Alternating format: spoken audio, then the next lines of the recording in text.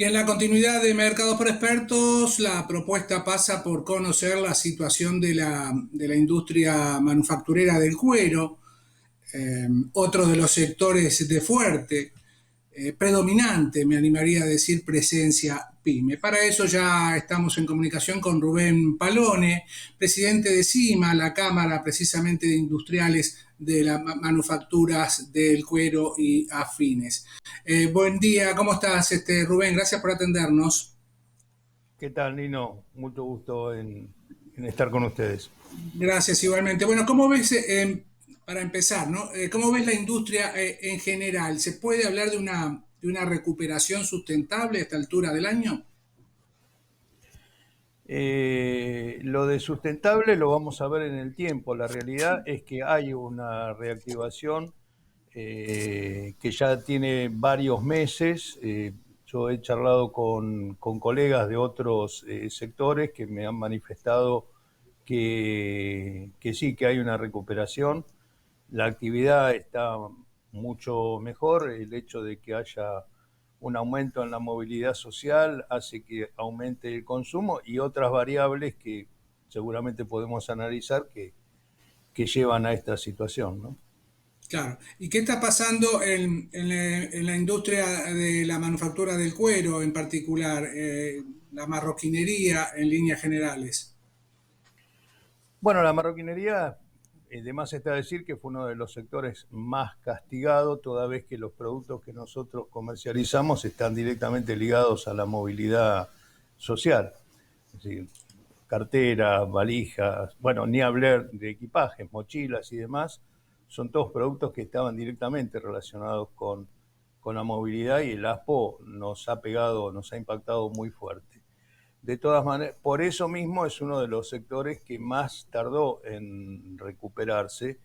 De los sectores industriales diría que es uno de los últimos.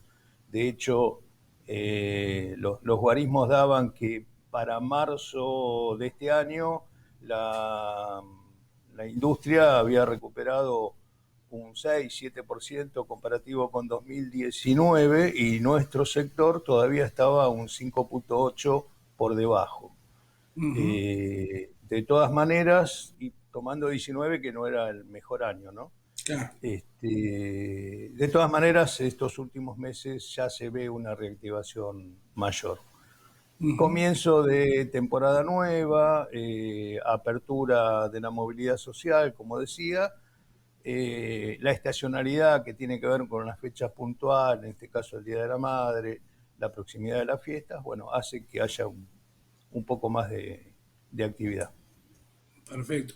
¿Qué está pasando con el precio y la provisión de cueros? Que tengo entendido fue un tema crítico para la industria manufacturera del cuero históricamente, ¿no? Digo, ¿qué está pasando ahora, sobre todo cuando hay este tipo de restricciones a las exportaciones de carne vacuna? Digo, ¿les está pegando a ustedes de alguna forma? Sí, esta es una discusión que tiene apenas 200 años, ¿no? Es decir, seguimos discutiendo si vamos a exportar el cuero salado o si lo vamos a manufacturar. Eh, en realidad hubo épocas donde se avanzó más, en otras se retrocedió. La pandemia no nos ayudó demasiado porque este, el hecho de,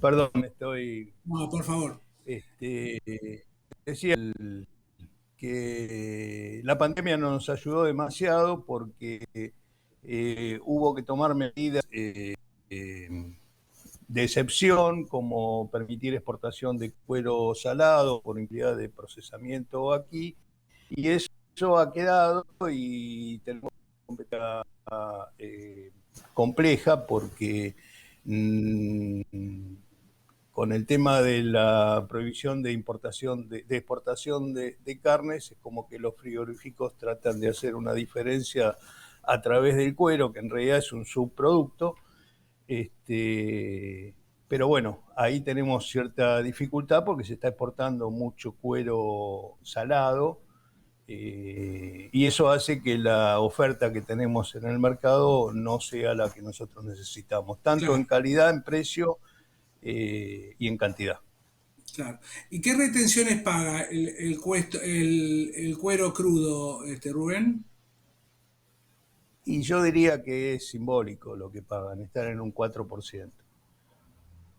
Es curioso, ¿no? Porque no agrega valor, es un producto sin ningún tipo de valor, a lo sumo el agregado de sal y paga pocas retenciones.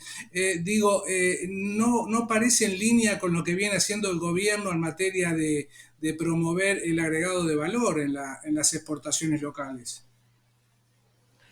Eh, es una asignatura pendiente que yo creo que se está empezando a como un problema a resolver.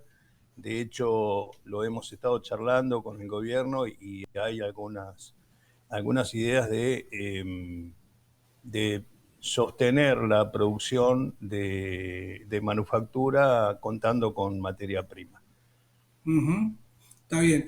No, digo porque, bueno, es sabido que las grandes potencias precisamente privilegian el agregado de valor. Que acá no haya gente que no se haya dado cuenta de eso es otro tema, digo, pero es casi una picardía, por no decir un delito casi de promover las exportaciones sin valor agregado a esta altura del partido, ¿no?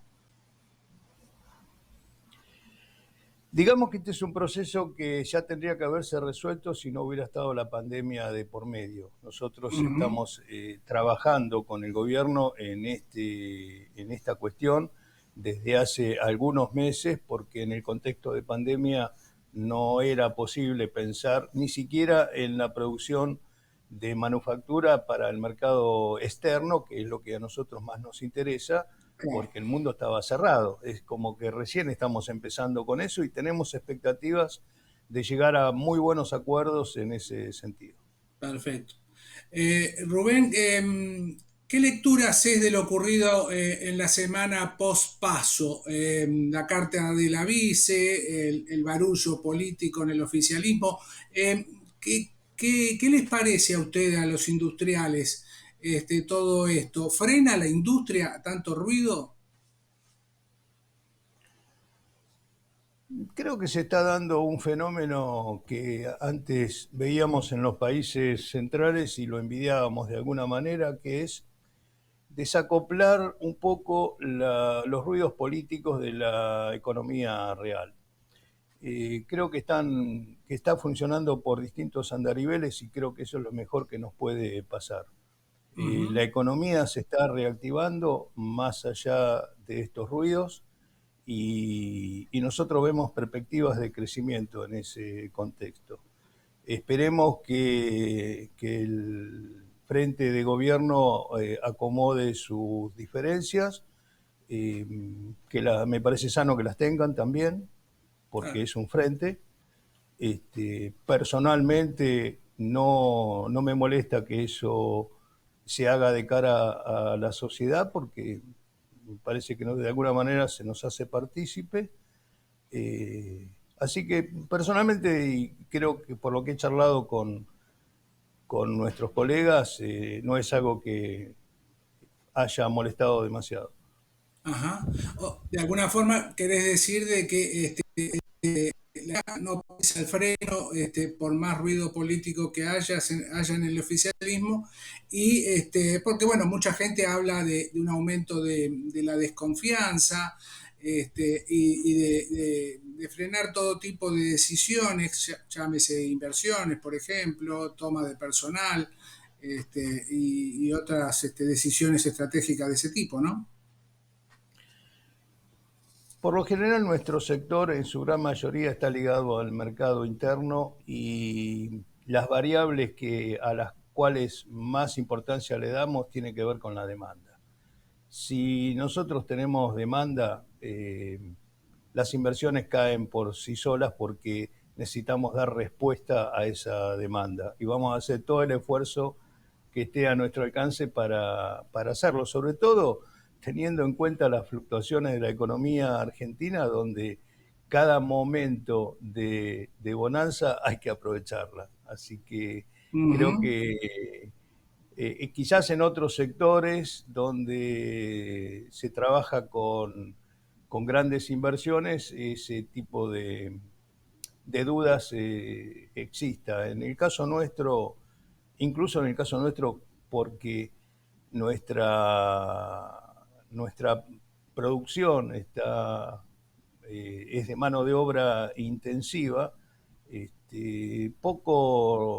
pocas posibilidades tenemos de no hacer las inclusiones de personal que necesitamos cuando tenemos los pedidos sobre el escritorio, ¿no? Claro. ¿Esto que estás queriendo decir de que está tomando personal la industria de la manufactura del cuero? Está habiendo de a poco un incremento en la plantilla, pero con una dificultad muy seria. Nosotros, como decía, utilizamos mano de obra calificada, porque todavía desde los sectores industriales que necesitan oficio. Y ahí tenemos un problema, porque Déficit. el proceso de desindustrialización que hemos sufrido en varias etapas ha hecho que muchas empresas hayan tenido que desprenderse de personal y hoy no es fácil recuperarlos porque tiene que haber una expertise que no todo el mundo tiene. De hecho, la Cámara cuenta con una escuela de oficios que en este momento la estamos reactivando. De hecho, estamos en conversaciones con el Ministerio de Trabajo para hacer algún tipo de convenio que nos permita incorporar mano de obra calificada al sector. Claro. Rubén, para ir redondeando, por estos días hay un proyecto en el Congreso de ley de indemnizaciones y hay algunas iniciativas por el lado de entidades pymes sobre el mismo tema. ¿Qué te parece? ¿Hay que trabajar sobre ese tema para bajar el costo de la indemnización laboral, claro? Es un poco ligado a lo que decía antes. Cuando uno toma una persona porque tiene trabajo, no está pensando en cómo la va a desvincular. En general no es así. Nosotros no estamos pensando en tomar una persona y cuánto nos va a costar el día que lo querramos desvincular. Lo tomamos porque lo necesitamos y porque necesitamos producir más.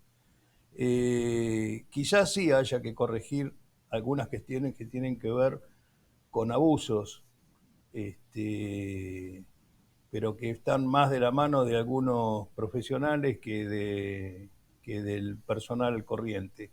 Ujú. Quizás ahí sí habría que poner un poco el énfasis en corregir esas cuestiones, pero en sí mismo la indemnización, por lo menos en nuestro sector, no es un problema serio. De todas maneras, se podrían buscar algunas alternativas que contemple en nuestro sector algunas cuestiones que tienen que ver con, más que nada, más que el mercado interno, las exportaciones, porque a veces hay contratos que se hacen puntuales que implican la necesidad de incorporación de mano de obra, pero una vez cumplido ese contrato es como que ya no es necesario porque no hay una continuidad.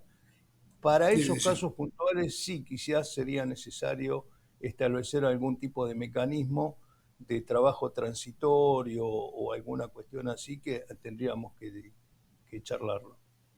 Está muy claro. Muchísimas gracias, Rubén, una vez más. Te mando un abrazo, buen fin de semana. Igualmente para ustedes, muchas gracias. Chao. Rubén Palone, presidente de la Cámara Industrial de Manufacturas del Cuero y Afines, CIMA. Después de la pausa, más mercados por expertos.